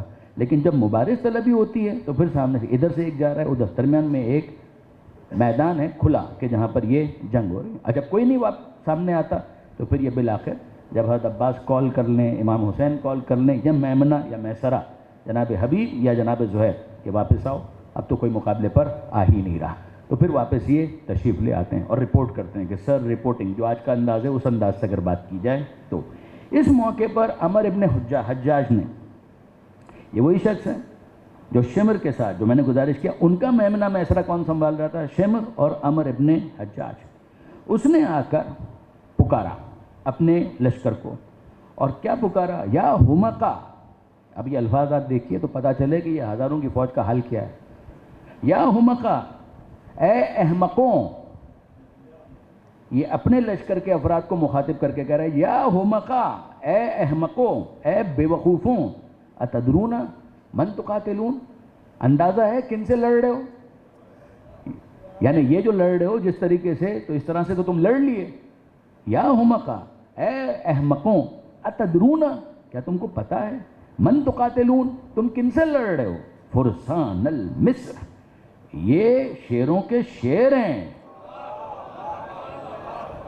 یہ شیروں کے شیر ہیں، یہ اپنے اپنے شہروں کے اندر نمائندہ بہادر افراد ہیں کہ جن سے تم لڑ رہے ہو۔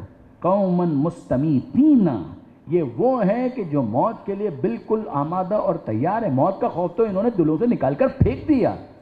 یہ جو لفظ ہے نا، میں خاص طور پر اس پر آپ کو متوجہ کرنا چاہوں گا، یہ جو لفظ یہاں پر استعمال ہے مستمیتین، یعنی یہ موت سے نکلا ہے، باب استفعال ہے، اس کا مطلب ہوتا ہے طلب کرنا، یعنی تو موت کے طلبگار ہیں، یہ موت سے ڈر ہی نہیں رہے کہ تم ان کو موت سے ڈراؤ گے، تو موت سے ڈر ہی نہیں رہے۔ یہ وہ لفظ ہے کہ جس کو خاص طور پر اسی زمانے کے انتقال ہو گیا، اہل حدیث محقق عالم دین، ان کی ساری باتوں سے ہم اتفاق نہ کریں وہ ایک الگ بات ہے، مگر اہل حدیث کے محقق عالم دین مفتی صاحب پنجاب سے جن کا تعلق تھا، جن کی ویڈیوز وغیرہ بہت مشہور ہوئی، انہوں نے اس لفظ سے خاص استدلال کیا اور کربلا کے شہداء کو خراج تحسین پیش کیا۔ ان کے جو بیانات ہیں پھر وہ کتابی صورت میں بھی شائع ہوئے ہیں، مگر اگر آپ سنیں گے ان کی باتیں تو اس کے اندر انہوں نے اس لفظ سے خاص طور پر امام حسین اور کربلا کے شہداء کو خراج تحسین پیش کیا کہ ان کے بارے میں تو بات یہ ہو رہی تھی مستمیتین، کہ انہوں نے اپنے دل سے دماغ سے حق کی خاطر موت کے خوف کو تو نکال کر باہر کر دیا تھا۔ تو یہاں پر عمر ابن حجاج نے یہ جملہ کہا، اے احمقوں، معلوم ہے کہ کن سے لڑ رہے ہو، بہادر لوگ ہیں، شیر ہیں، اپنے اپنے شہروں کے مستمتین، اور موت کے لیے تو بالکل آمادہ اور تیار طلبگار ہیں۔ لا یبردن لہم احد منکم، ان سے مبارزت طلبی مت کرو، ایک ایک کر کے مت جاؤ ان کے مقابلے میں۔ فإنہم قلیل، کتنے ہیں؟ تھوڑے سے تو ہیں، بہادر بہت ہیں مگر کتنے ہیں؟ تھوڑے سے تو ہیں۔ وقلما یکون، اور کچھ دیر کے بعد ختم بھی ہو جائیں گے، زیادہ دیر نہیں لگے گی۔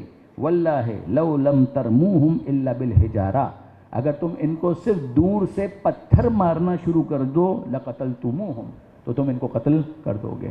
سبحان اللہ، کیا بہادری ہے! یہ ہزاروں کا لشکر، لاکھوں کا لشکر، جو کم سے کم 30,000 کا، اور یہ 100-150 افراد کے مقابلے میں یہ جملے ان کو بولنے پڑ رہے ہیں۔ لکھنے والے یہ ہمارے علماء نہیں ہیں، یعنی یہ مین اسٹریم تاریخ کی کتابوں میں، کل میں نے کچھ گزارش کی تھی کہ تاریخ اور مقتل کے درمیان کیا فرق ہے، یعنی یہ تو آپ سمجھے کہ جو اس وقت مین اسٹریم نیوز رپورٹنگ چینلز ہیں وہ یہ بیان کر رہے ہیں کہ یہ جملہ اس نے اس موقع پر کہا، ارے دور رہو، دور رہو، اور کیا کرو، کا پتھر مارو تاکہ یہ قتل ہو جائیں۔ یہ مشورہ عمر سعد کو بھی پسند آیا۔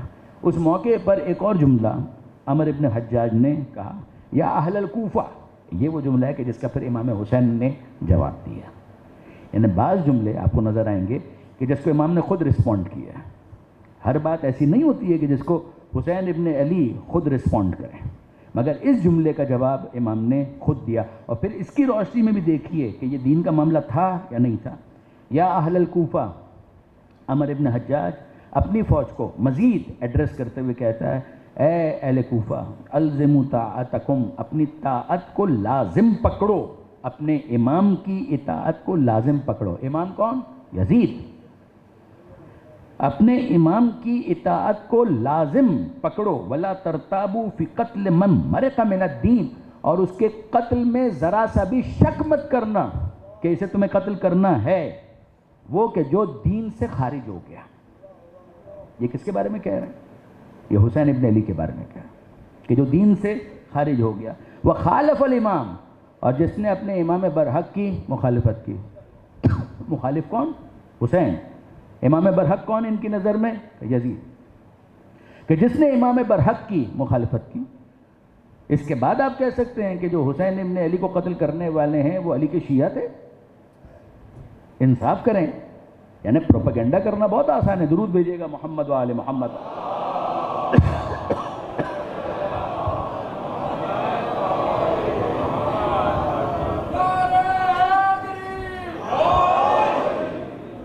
جس پر امام نے جواب دیا اور امام نے جو بات کہی ہے سنیے. امام فرماتے ہیں اے عمر ابن حجاج علیہ تحرض الناس، کہ میرے خلاف لوگوں کو اکساتا ہے. ہم دین سے نکل گئے ہیں. وَأَنْتُمْ ثَبِتْتُمْ عَلَيْهِ، اور تم دین پر ثابت قدم ہو.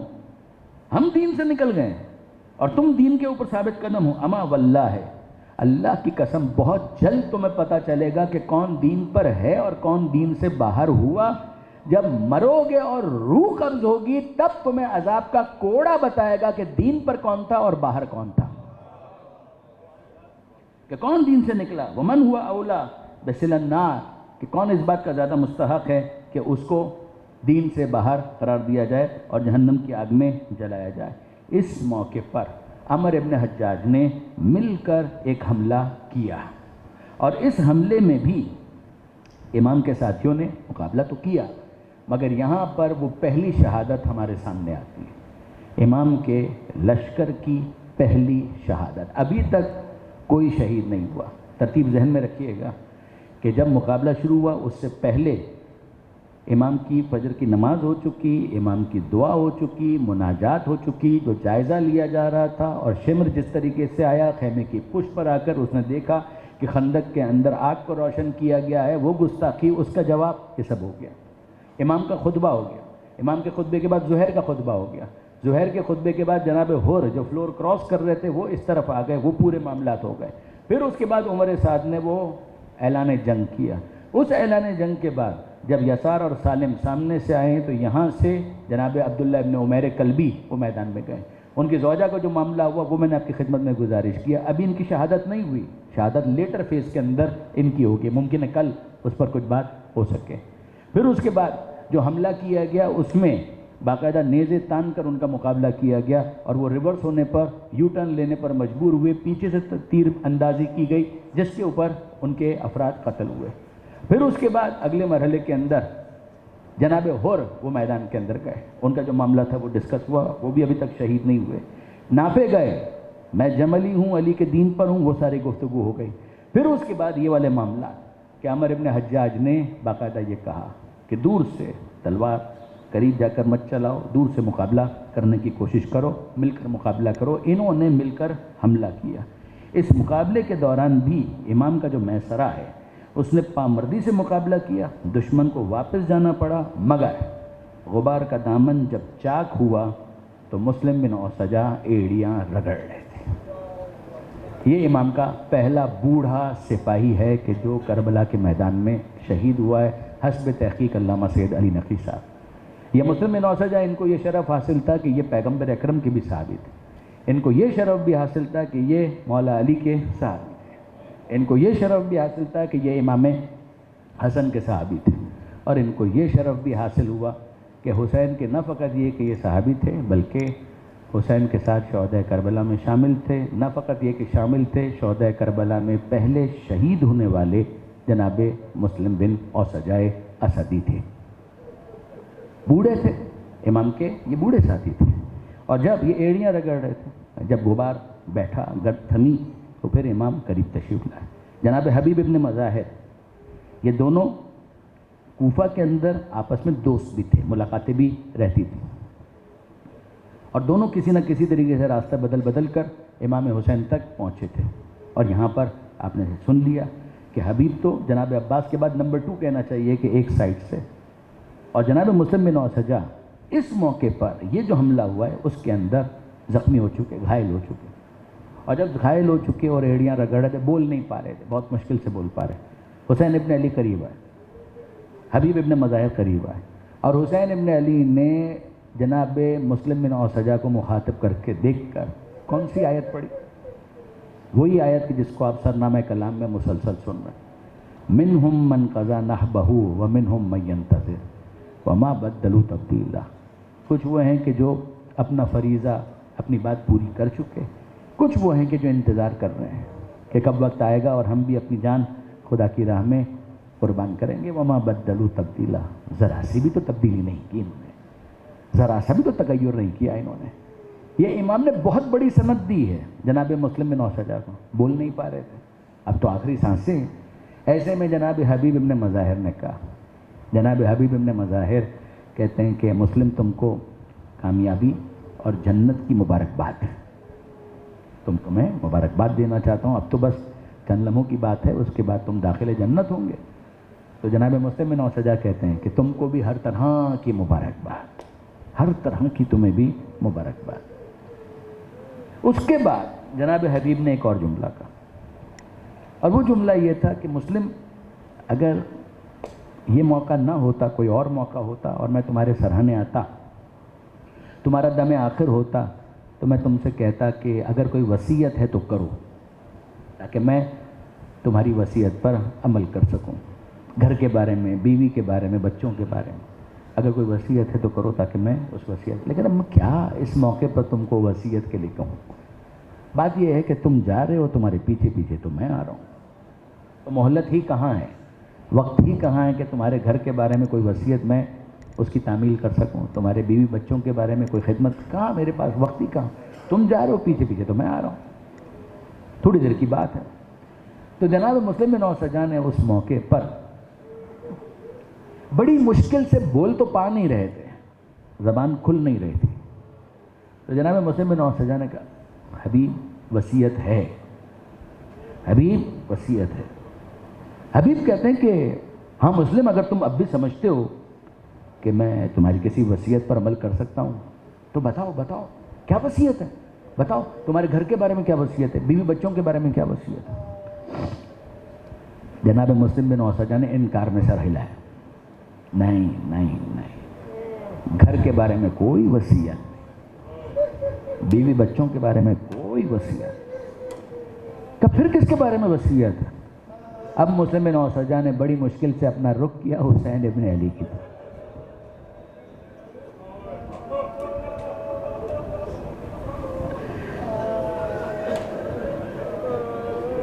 مسلم بن اوسجا اسدی نے اپنا رخ کیا حسین مظلوم کی طرف، ہاتھ کانپ رہا تھا، بڑی مشکل سے شہادت کی انگلی سے اشارہ کیا حسین ابن علی کی طرف، اور پھر ایک جملہ کہا اوصی کا بہذا المظلوم. اے حبیب وصیت ہے، مگر اپنے گھر والوں کے بارے میں نہیں، زہرا کے اس مظلوم لال حسین کے بارے میں وصیت. قاتل دونہ حتی تقتل، بس میری وصیت یہ ہے کہ حسین کو تنہا مت چھوڑ دینا، میں تو اپنا کام کر کے جا رہا ہوں، مگر ایسا نہ ہو کہ تم لوگ پیچھے کسی قسم کی کوئی کمی کر دو. حبیب ابن مظاہر گویا مسکرا کر کہتے ہیں مسلم بے فکر ہو جاؤ، کیا ممکن ہے کہ میں اور حسین کا ساتھ چھوڑ دوں؟ یہ مسلم بن اوسجا کی وصیت تھی، کیا کوئی اور وصیت بھی ہے؟ وصیت ہے. حسین ابن علی جب رخصت آخر کے موقع پر سید سجاد کے پاس آئے تھے تو ایک وصیت حسین نے بھی کی تھی، اور وہ وصیت کس کے لیے کی تھی؟ آپ سب کے لیے کی تھی. یہ مسلم بن اوسجہ کی وصیت تھی حسین ابن علی کے بارے میں، مگر کس سے وصیت کی؟ حبیب سے کی۔ حسین ابن علی نے بھی وصیت کی تھی، سید سجاد کو وصی بنا کر وصیت کی تھی، مگر کس کے لیے؟ کس سے یہ بات پہنچانے کے لیے کہا تھا؟ چاہنے والوں کے لیے۔ جب آئے ہیں رخصت آخر کے لیے تو حسین کہتے ہیں اے بیٹا سید سجاد، جب وطن واپس جانا چاہنے والوں سے ملاقات ہو تو ان سے کہنا شیعتی ما ان شربتم ما عذب فاذکرونی، اے ہمارے چاہنے والوں جب کبھی ٹھنڈا پانی پینا،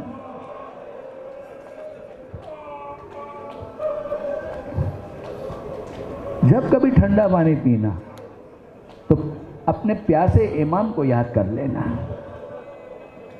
او سمعتم بے غریب او شہید فندبونی، اگر کبھی سنو کہ پردیس میں کوئی مسافر مارا گیا تو اس پردیسی مسافر کا ماتم بعد میں کرنا، پہلے اپنے پردیسی امام کا ماتم کرنا۔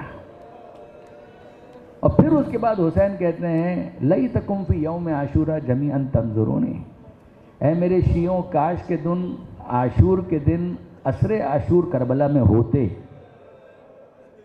تو تم خود دیکھتے کہ کیف استسقی لطفل، کہ کیسے میں اپنے اصغر کے لیے پانی مانگ رہا تھا، کیسے میں اپنے اصغر کے لیے پانی مانگ رہا تھا۔ فَأَبَوْا أَن يَرْحَمُونِي، ارے میں یہ فریاد نہیں کرتا کہ مجھے پانی نہیں دیا، میں یہ فریاد نہیں کرتا کہ بیویوں کو پانی نہیں دیا، ارے میری فریاد یہ ہے کہ اصغر کو بھی پانی نہیں دیا۔ فَأَبَوْا أَن يَرْحَمُونِي۔ اب میں آپ سے پوچھتا ہوں کہ اگر حسین کی یہ وصیت ہے تو سید سجاد پہنچائیں گے بھی اور یاد بھی رکھیں گے؟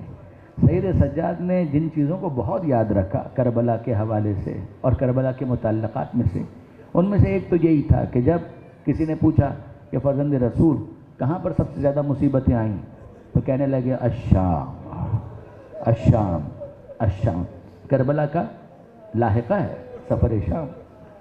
اور کیا چیزیں سید سجاد نے بہت یاد رکھی؟ جو وصیت ہے اس کے مطابق اگر کوئی پانی لے کر آتا ہے تو سید سجاد کی آنکھوں میں آنسو آ جاتے ہیں، کوئی کھانا لے کر آتا ہے سید سجاد رونے لگتے ہیں کہ فرزند رسول پانی ہے، رونے کا کیا باعث ہے؟ کہ قتل ابو عبداللہ الحسین عطشانا، میرا بابا پیاسا مارا گیا، میرا بابا بھوکا قتل کر دیا گیا۔ یہ آپ نے سنا؟ اور کس چیز کو بہت زیادہ یاد کیا سید سجاد نے؟ اس ننھے مجاہد کو بہت یاد کیا، علی اصغر کو بہت یاد کیا۔ رپورٹ ہوا کہ مدینہ کا رہنے والا پہنچا کوفہ، کب؟ کوفے کا رہنے والا مدینہ آیا اور اس نے آ کر سید سجاد سے ملاقات کی۔ یہ زمانہ تھا جب جناب مختار انتقام لے رہے تھے اور قاتلان حسین کو چن چن کر گرفتار کرتے ہیں اور ان کو اقبال جرم کرواتے ہیں، کنفیشن کرواتے ہیں۔ ان سب نے اپنی کارروائی انعام کے لالچ میں لکھ لکھ کر ابن زیاد کے دربار میں جمع کروائی تھی تاکہ ان کو انعام ملے۔ وہ سامنے رکھتے تھے جناب مختار اور پھر پوچھتے تھے بتاؤ کہ تم نے کربلا میں کیا کیا تھا اور ہم ٹیلی کریں گے، لکھا ہوا تم نے خود جو دیا ہے اس کے ساتھ اس کو میچ کریں گے، بتلاؤ۔ مجلس ہو رہی ہے، یعنی دربار کے اندر مجلس ہو رہی ہے، قاتل خود اقبال جرم کرتا ہے اور محبان اہل بیت سن سن کر آنسو بہاتے ہیں۔ ایسے میں یہ شخص کوفہ سے مدینہ منورہ پہنچا اور جب مدینہ آیا تو سید سجاد سے ملاقات ہوئی۔ رسمی گفتگو کے بعد سید سجاد پوچھتے ہیں بتاؤ کوفے کا کیا حال ہے، مختار کی کیا خبر ہے؟ تو اس نے کہا کہ مولا میں کیا بتاؤں کہ مختار تو ماشاءاللہ قاتلان حسین کو گرفتار کرتے ہیں، اقبال جرم کرواتے ہیں اور پھر ان کو قتل کرتے ہیں۔ قاتلان حسین بچ نہیں پا رہے، ان کو پکڑا جا رہا ہے۔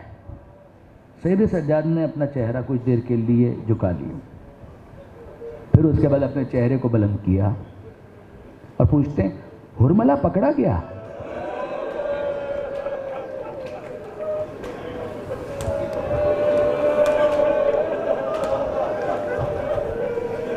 ہرملہ گرفتار ہوا؟ اس نے جواب دینے کے بجائے سوال کر لیا کہ فرزند رسول میں حیران ہوں، آپ نے حسین کے قاتل کے بارے میں نہیں پوچھا، آپ نے عباس کے قاتل کے بارے میں نہیں پوچھا، آپ نے اکبر کے قاتل کے بارے میں نہیں پوچھا، آپ نے پوچھا تو اس ششمائے ننھے بچے کے قاتل کے بارے میں۔ تو سجاد کہتے ہیں وہ تیر اصغر کو تو نہیں لگا تھا۔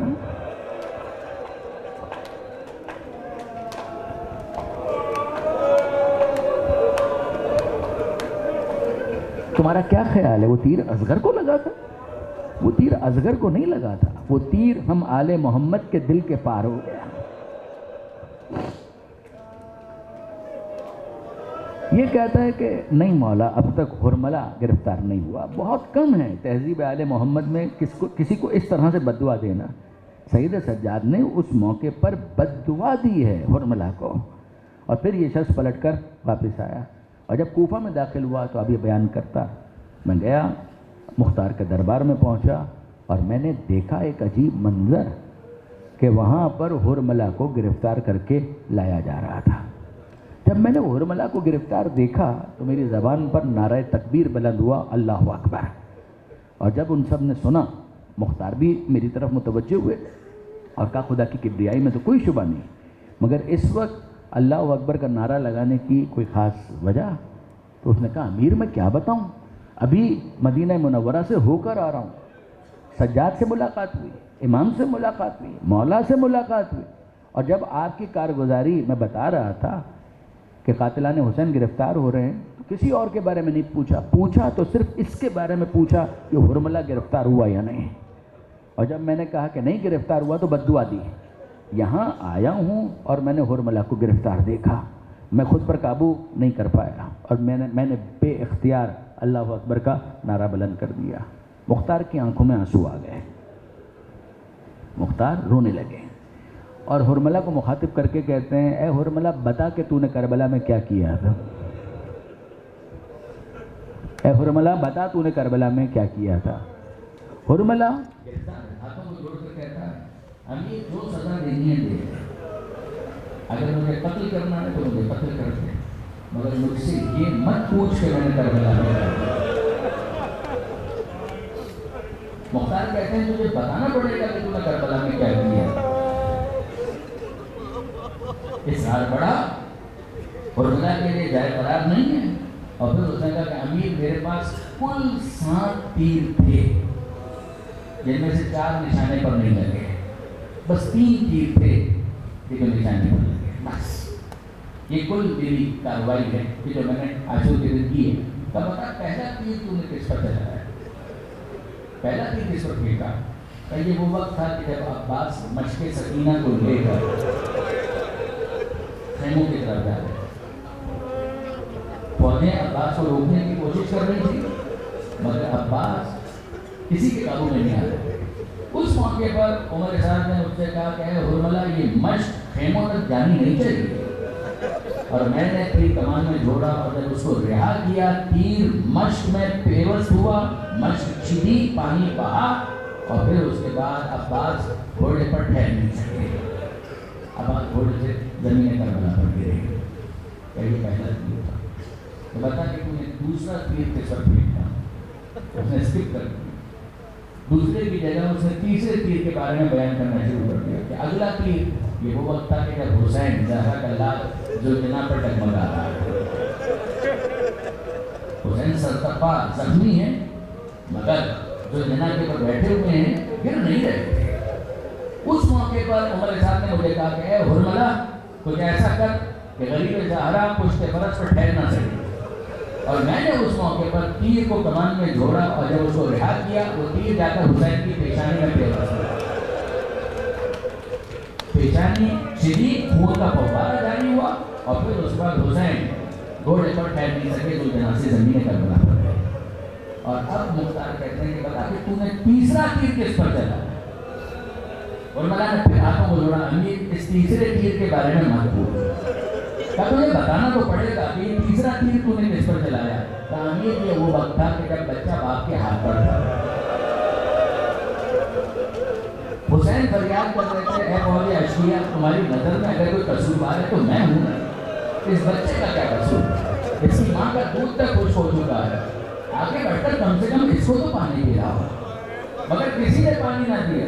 اس موقع پر حسین نے بچے کو زمین کربلا پر رکھ دیا، وہ جلتی بھی ریت، وہ کربلا کی زمین، وہ ریگزار کربلا، وہ دھوپ، اور اس میں میر انیس کا یہ شعر ہے کہ گرمی سے مضطرب تھا زمانہ زمین پر، گرمی سے مضطرب تھا زمانہ زمین پر، بھن جاتا تھا جو گرتا تھا دانا زمین پر۔ ایسی گرمی میں اور ایسی ریت پر حسین نے اصغر کو لٹا دیا. اگر تم سمجھتے ہو بچے کے بہانے میں پانی پی لوں گا، لوگ میں نے بچے کو لٹا دیا، آگے بڑھ کر اس کو پانی پلاؤ. بچہ تڑپتا رہا، مچلتا رہا، مگر کسی نے پانی نہ دیا. اب حسین پھر بچے کو گود میں لیتے ہیں اور کہتے ہیں بیٹا تم بھی تو حجت خدا کے پدر ہو، دشمنوں کو بتاؤ کہ تم کتنے پیاسے. اصغر نے اپنا رخ کیا فوج اشقیاء کی جانب اور سوکھی زبان سوکھے ہونٹوں پر پھیلا. اس میں تمام ہو گئے. بہت سے فوجی منہ پھیر پھیر کر رونے لگے مگر پانی کسی نے نہیں دیا. انقلاب کا احساس کیا. عمر صاحب نے کہا یا حرملہ ایکتا کلام الحسین، اے حرملہ حسین کا کلام قطع کر دے. اور حرملہ کہتا ہے کہ میں نے اس موقع پر 3 بھال کا تیر کمان میں جوڑا. وہ 3 بھال کا تیر جو گھوڑے کی گردن کو توڑنے کے لیے استعمال ہوتا، کہاں گھوڑے کی گردن کہاں اصغر کا ننھا نرم گلا. اور اب جب تیر رہا کیا تو مختار پوچھتے بتا پھر کیا ہوا، بتا کہ پھر کیا ہوا. کہ وہ بچہ باپ کے ہاتھ پر منقلب ہو گیا. بچہ باپ کے ہاتھ پر منقلب ہو گیا. اصغر کا خون حسین نے تلو میں لے کر زمین پر ڈالنے چاہا تو زمین فریاد کرنے لگی قیامت تک گلہ نہیں اگے گا. آسمان کی طرف اچھالنا چاہا تو آسمان سے فریاد آئی قیامت تک پانی نہ برسے گا. حسین نے اصغر کا لہو اپنے چہرے پر مل لیا. میں اسی طرح اپنے جد محمد مصطفیٰ صلی اللہ علیہ وسلم انا للہ و انا الیہ.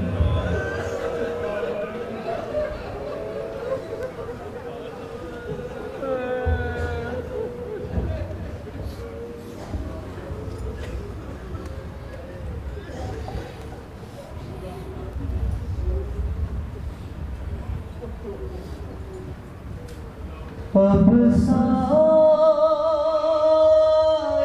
خدائی میں، اب ساری خدائی میں اصغر نہ ملے گا، اصغر نہ ملے گا. تو نظر آئے گا، اصغر نہ ملے گا. اب جھولا جھلانے کو ترس جائیں گی باہیں، خیمے میں کبھی دشت میں ڈھونڈیں نگاہیں.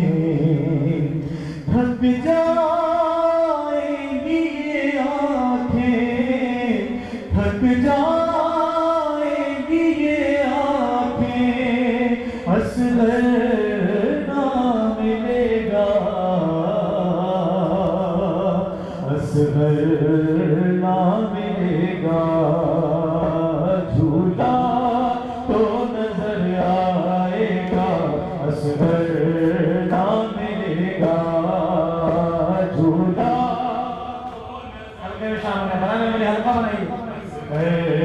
نہ ملے گا، جھولا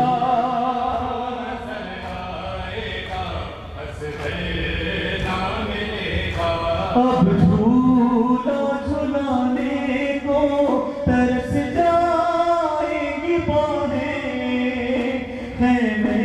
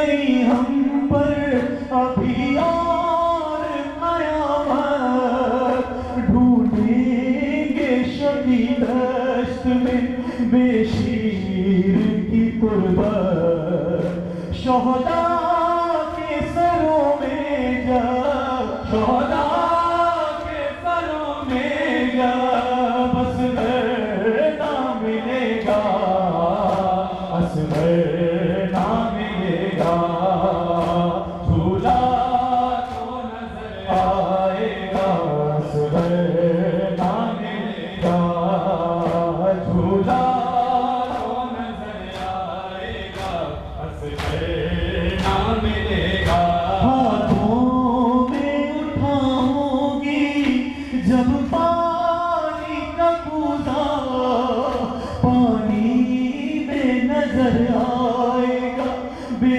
شیر کا چہرہ، بس آج نظر آئے گا، بس آج نظر آئے گا، اصغر نہ ملے گا، اصغر نہ ملے گا، جھولا نظر آئے گا، اصغر نہ ملے گا، جھولا نظر آئے گا، اصغر نہ ملے گا، زندہ سے رہا ہو کر جب جاؤ گی تم گھر، ہر گود میں ڈھونڈے گی بہت روئے گی مضطر، جب فاطمہ صغریٰ کو، جب فاطمہ صغریٰ کو